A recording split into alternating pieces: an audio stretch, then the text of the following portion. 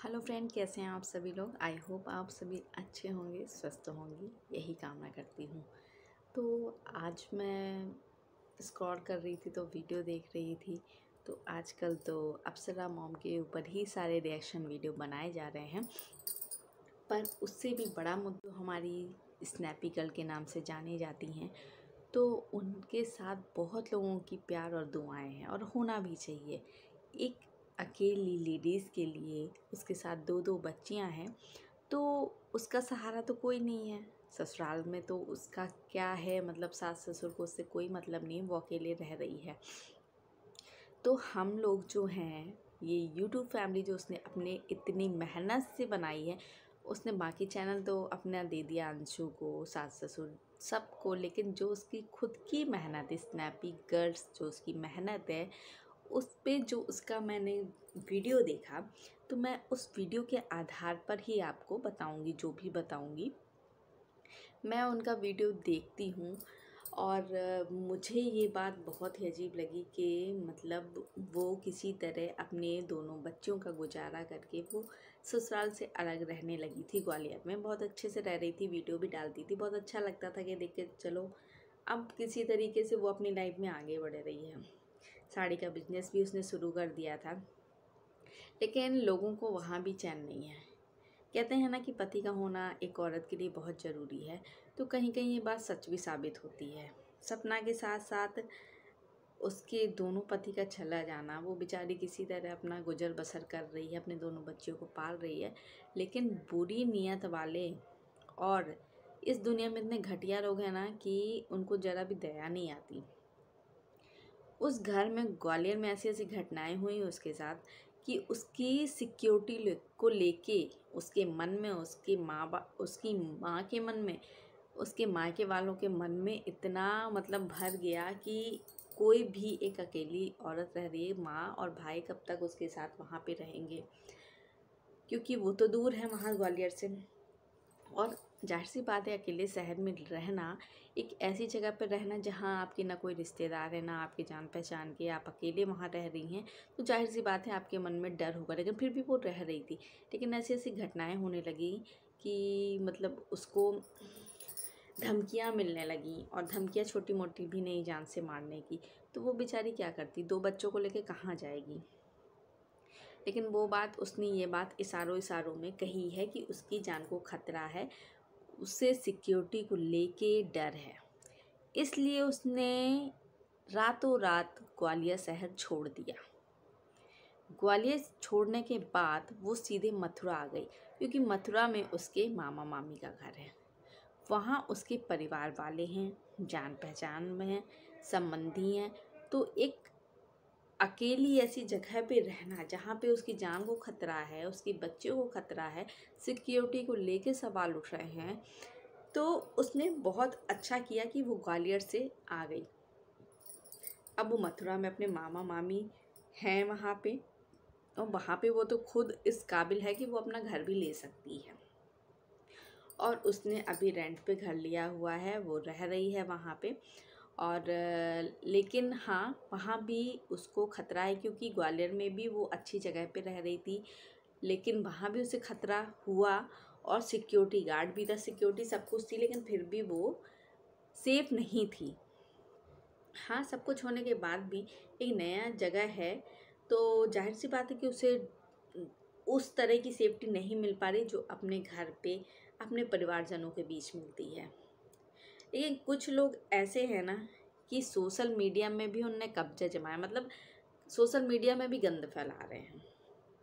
यहाँ भी यदि कोई सपना के बचाव में या सपना के लिए अच्छा वीडियो बनाता है, तो उस पर भी वो लोग गलत कमेंट करते हैं। जो सपना पे हमला करते हैं, सपना को सिक्योरिटी को लेके, जिनसे सपना को डर है, वो लोग यूट्यूब में भी पूरी तरह फैले, इस तरह फैले हुए हैं कि अगर उनके लिए कोई वीडियो बनाता है तो वो उसके चैनल पे भी जाके धमकियाँ देते हैं।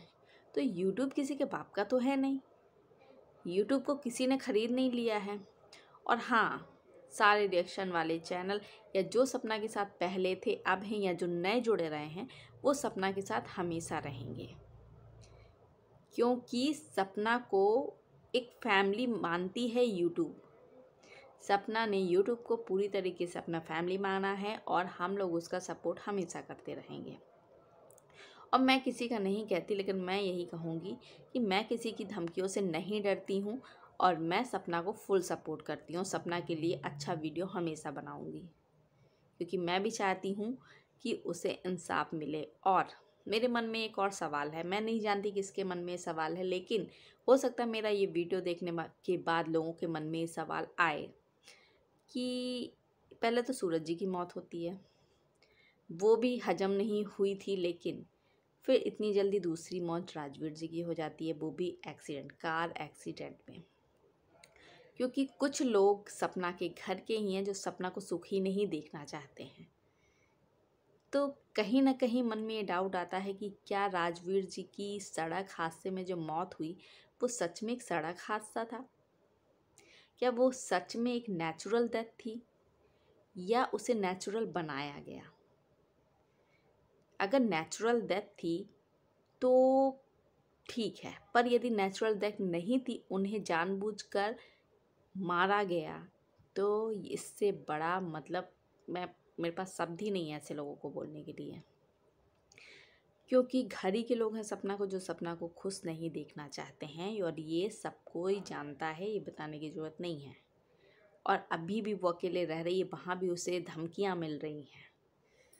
तो अब आप सोच ही सकते हैं कि आपको लगता है कि सपना के जो दूसरे हस्बैंड राजवीर जी थे उन्हें मारा नहीं गया है?